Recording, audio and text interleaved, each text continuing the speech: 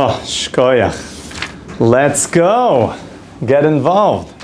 Okay, we're in the world of prophecy, learning the Rambam. And let's go into the world of the prophet and how to achieve prophecy. Says the Rambam, Kol hanevim ein misnabim bechol eis sheyirtzu. All prophets, we're going to see except for the prophecy of Moshe Rabbeinu, which will be an entire topic of what the prophecy of Moshe Rabbeinu was, and how his prophecy was a unique prophecy. But all of the prophets were not able to just click on prophecy.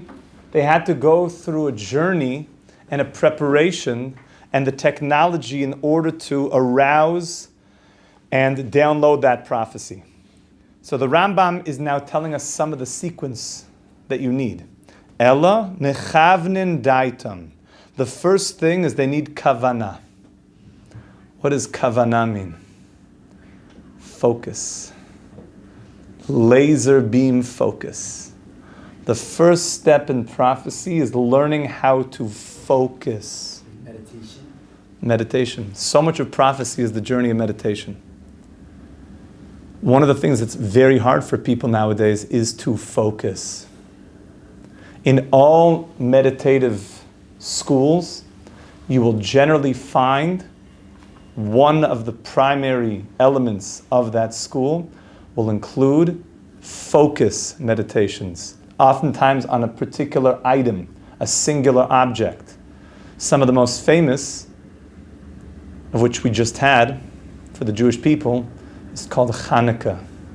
Focus on the candle. Just put all gaze on the candle, remove all other thought, only put gaze on the candle, gaze. Focus on the candle, put all attention in that place. Do not divert attention from that particular focused candle and try to stay there for as long as you can. Yes, Yossel. Isn't it true that in a lot of schools in like Jewish meditation, like Abrahafia's school in particular, like they claim that like if you go through these practices, like it could help you like receive prophecy? Yes, well, full-blown prophecy, that's going to be something of a job, which is coming in the times of Mashiach, but at least Ruach HaKodesh, yes. And if you would like to teach some classes on Abulafia methods of meditation, Yossel, we would love to have those classes. Yes, so Arya. I can't teach him, but I do have a good friend, Rabbi Ezekiel Yosef Abulafia in Sfat, who has an online course, and he has a center out in Sfat. Shari Yichud is the name of his yeshiva in Sfat, and he teaches these practices that he had received from Avraham Abulafia. So I'll go to him. Okay. If anyone's listening at home. Thank you. Thank you for the Maramokam. Arya? I actually want to ask him a question. Isn't this the same Avraham Abulafia who I believe tried to convert the Pope? Yes. Wow. that story always blows my mind. There's a lot in the meditative space of the Jewish people that has been not really seen. A lot of this has remained more secretive over the years. And now, where it's becoming very trendy, people want to be into meditation, and they come to just look in their own backyard, and they realize that the Torah is replete and full with so much meditation. Think about what davening is. What's Shemona Esrei really supposed to be? One focused meditation. Can you actually stay in the words? Can you stay in the consciousness of those words? That's a meditation. Yeah. Nobody said meditation's easy. That's a meditation. That's a silent meditation where I'm focusing. So the first thing the prophet has to do is mechavnin daitam. And the old Hasidim Rishonim spent an hour getting themselves ready for davening, would experience the meditation for an hour, and then spent an hour coming down from the meditative state, which means how many hours a day were they in meditation? 9 hours a day. So the question is, well, what was it their Torah? They were davening and meditating so much. So they said, if you're meditating for 9 hours, the Torah learning that you're going to be doing is going to be very qualitatively good. Even if it's not so quantitative, the quality of what you're actually learning is going to be good. Arya. What are we supposed to be spiritually getting out of acquiring a meditative state? Dveikus with God, connection to God. That is one of the mitzvahs, the Dovka Boy. That's the mitzvah, to be connected to God. That's the mitzvah. All the other mitzvahs are just getting you to that mitzvah. L'dovka boy, to be one with God. That's what it's all about. So this is like it. Prophecy is the end goal here. This is it. Like, this is what we're working on. Arya. Another question. Has there ever been cases where there have been people in history who have been in meditative states subconsciously, like not in prayer or in practice, but like they're just going about in their day, but they're still in that like... Yes. That's the concept called Shivisi Hashem Lenegdi Tamid. That I place God before me always. That even when I'm walking around, even when I'm doing business, I'm with God. Even as I'm speaking to another human being, I have absolute God consciousness. Or some people who we know that were in that state. The tzaddikim live in that state. You go to a tzaddik, you see that it's not like all of a sudden leave and he just like goes on to play Candy Crush or something. It's like, oh, good thing they're all gone, let out, finally, I can like just waste some time. I can turn off the show. They literally live all the time. That's why the tzaddikim, people are always trying to like see what they're doing when nobody's watching, because they're not worried they're going to be playing some video game, but they get a glimpse into just how connected they are all the time. All the time. I had the honor one time that I peeked into Rav Tzvi Meyer's study when he was learning. It was by davening, there's certain times that he goes out during davening, and I peeked in at one point, and he was nobody was there. It was the Gabayim had like left a little bit. I was able to just complete laser beam focus. So the first step here is that the Nevi'im had to mechavnin daitam. They have to have kavana. You have to learn to be someone who focuses, who could stay on one thing. That's why this is called das, by the way, this concept. Das means focus. Das means I could lock onto something in a very powerful way. That's why a lot of what social media, the challenges that it brought to the world, is that it ruined people's das. It's like a das bazooka. It like bombs your das. Because if I'm trying to focus on a concept, now imagine you guys have your phones in your pocket and it's buzzing. So if it buzzed 20 times in the last 5 minutes, it means 20 times you feel that I am just yapping away here, and when will this rabbi stop talking so that I could really get back to my real world and check what's going on and see 20 LOLs or whatever. Which means instead of me focusing on Torah and being laser focused on a concept, I immediately bzz, bzz, bzz. It's zapping me and it's bazookaing my das. That's one of the ideas, is just put the phone away and just focus with a loved one. You're going to go out for dinner with a loved one, so you want to be together. You want to be able to focus on that loved one. If I'm all the time picking up my phone, so then it really means I'm leaving the situation. Yossel? So we're not supposed to be learning Torah, thinking about Hashem, we're in the bathroom. Yes, correct. I get it, but I don't like the idea of like breaking out of that. So but you have to know, it's the same God that said that He wants me to learn Torah outside the bathroom. It's the same God that's telling me, I don't want you to learn Torah when you're in the bathroom. The same God. So I'm thankful to that God that I'm not learning Torah in the bathroom. So no, you can learn mathematics. So I get not learning Torah. Or really, my preferred thing that I advise people is that you don't spend much time in the bathroom. It's like, do what you need to do and get out. I don't suggest having big piles of trigonometry books and yoga for beginner books in the bathroom. Like, do what you need to do and get out of the bathroom.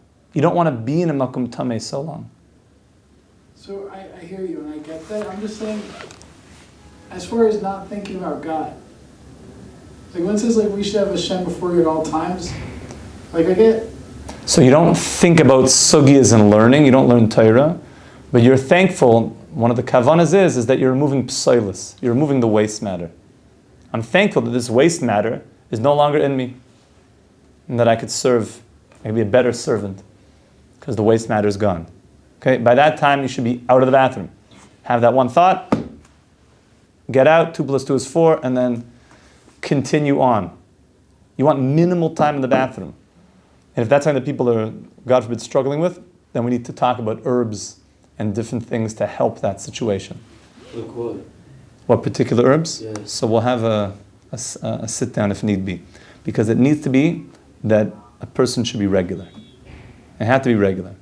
These are halachas in the Rambam. These are in the Rambam that a person should make sure that he has healthy movements. It's very important. It's spiritually important. Obviously spiritually important, but physically important. Physically important. A yid needs to be healthy. And it's something that humanity shares, well-being. Everybody shares the wish and the want to be healthy. And this is something that sometimes we get too sophisticated for our own good, that we forget the basics, like making sure to stay regular. Make sure you go to the bathroom. It's not a long time that you're in the bathroom. Very, very important. Should be, do what needs to be done, and immediately out. Because you want to get back into the lumdus of the sugya. So this is mechavnin daitam, is that the Navi is able to stay focused on something in a laser beam way. How was Bilam able to receive prophecy? 'Cause it sounds like most prophets were great people who were self-refined and worked on themselves and worked on being good people. So you see that here, Bilam got to a very high state, and you see that he must have been a very big person. But even in that state, he chose to focus on the negative and not the positive. He wanted to he saw all the secrets. But what did he focus on at that point? I mean, there was still something left of him. He said, I'm going to focus on the 1 nanosecond that God gets angry, and I'm going to curse based on that. That was the message, is that even with a person's great levels, so what did they do with their great levels? Did they use it to help humanity, or God forbid the opposite, as what Bilam was doing? But you see that he must have been a very big person. He went to all the meditation seminars, and he did all the das exercises, and maybe he smashed his social media stuff that he wasn't breaking his das, or maybe he even had das wall being on social media, which is that's like Eitza das Tovara. He was able to do big things, but he was flawed in that he took that greatness and used it to hurt, as opposed to build and help. Arya? Would that be similar to the case of, I believe his name was Ahitophel? He was like an advisor of David who sided with Avshalom, and despite not like betraying David in a sense, the writings still compliment the man's intelligence. They say he was of a high intellect, extremely wise, yet he chose the wrong side. We do appreciate the virtues in a person, but the Torah is critical if somebody is not using his virtues for good things. But don't think that we won't point out if something is good about a person. So wisdom and virtue are separate. The person can have virtues, sure. The Torah goes out of its way to point out the virtues of Esav HaRasha. Esav, who is probably one of the most evil people that ever existed. He did all the Averas in the same day, the Gimel Chamuras. He was as bad as it gets. But the Torah makes sure to point out that there was one mitzvah that he excelled in more than every single one. The mitzvah of honoring his father. That he would prepare food for his father, dressed in clothing fitting of kings. And he would change his garments, and he made sure to serve his father as befitting of royalty. And even though he was a disgusting person and a terrible midas, but he had a virtue. And the Torah points that out. It's not all or nothing. It's not all or nothing. We can find good in a person even who's doing bad things. But in the end, if a person takes all of his goodness and uses it for bad, he will be remembered not for the good. Even if he had otherwise exonerating character traits, if he chose to use it for bad, he will be remembered for the bad. Like Bilam, like Esav. So the first step here is that the Navi is going through a process of being mechavin daitam. And then it says, v'yoshvin, and they're sitting, smeichim, happy. If you want prophecy, you need to be happy. It's a prerequisite. You hear that, Daniel? You need to be happy if you want prophecy. Liot b'simcha tamid. Simcha gedola liot b'mitzvah tamid. So a person, they would have to be happy. V'tuvei leiv. And glad of heart. You have to be a freilich yid. You have to be happy. In order to get prophecy, you have to be a happy person. The prophecy will not descend on a depressed person. As the Rambam points out, umisboidedim, and they had to spend some time, significant time by themselves. There has to be some level that a person who's seeking prophecy is at peace by himself. He has to know how to be by himself. Not all the time. Remember, prophets were married people with kids, going to shul, saying good Shabbos to everybody. You know what I'm saying? These are members of society. Lawyers, bankers, accountants. Prophet. Their ex-account would say, like, prophet first, probably. Citizen, president, dad. These are people of the community. But they had to be able to spend time by themselves. Misboidedim. Misboidedim. That's very interesting. There were people who did hisboidedus and spent time by themselves with God. Because there's certain things that you can only receive when you're by yourself. When a certain quietude is able to be felt. And it's a very important thing that we need to learn this balance of being with people and also by ourselves. Being at peace by ourselves. It's a very healthy thing. I mean by ourselves without our phone. Like by yourself, yeah, for sure, I can do it all day. I just go on my phone for hours. I'm by myself. No. I mean with God. Just go sit on a mountaintop or something for an hour or two and just no phone. Just be able to be silent with yourself. The thing that people oftentimes find hard is that they're like, oh my goodness, I never met myself. This is like intense. Because when they're quiet with their own thoughts, they're like, whoa. It was much easier when I wasn't meeting myself. But the prophet learns to meet themselves and be okay with themselves.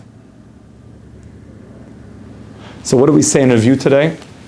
We said a few parts. We said that the Rambam is teaching us different steps in technology in the process of prophecy. That Bezrat Hashem, it's going to return B'karov, Amen ve'Amen. And we see here that the first step is knowing that the prophet does not just snap his fingers and the prophecy descends. That was the prophecy of Moses, which we're going to talk about in its own time. But the prophet would sit and be mechavein. He would have kavana. He would learn the powers of focus. Focus. Focusing on a single item. Focusing on a single thought. Being able to focus his das. And his das means he could lock into something. We spoke about das bazookas. We spoke about the need to make sure, as I'm getting a das bazooka right now, the need to be able to focus on a specific point. In this case, the point is going to be that which is going to arouse the prophetic experience. And then we mentioned today that as a prerequisite, they need to be happy.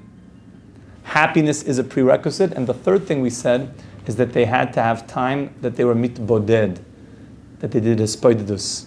We're going to see further steps in this of actually some of what would happen and how they would arouse a prophet to happiness, what they would do in order to bring simcha to the prophet.